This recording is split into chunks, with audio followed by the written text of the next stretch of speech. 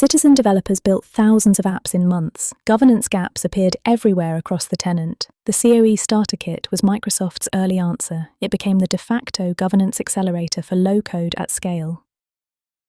The kit packaged inventory, analytics, and governance reporting. It tracked apps, flows, and connectors across the tenant.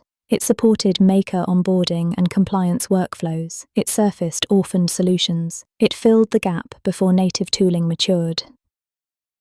Microsoft is no longer evolving the kit as the long-term platform. Core governance is moving into the admin center itself.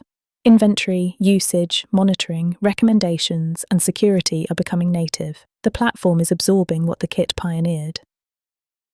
Less custom tooling means lower maintenance overhead. Native governance aligns with the Microsoft roadmap. Existing CoE investments still work today. The governance principles survive even as the tooling evolves. Keep learning the governance concepts. Inventory and lifecycle workflows still apply. Prioritize native admin center capabilities going forward. Avoid heavy CoE customization. Design platform-agnostic governance processes.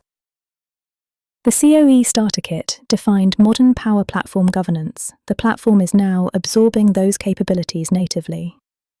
Treat the kit as a learning framework, not the destination. Build practices, not tooling.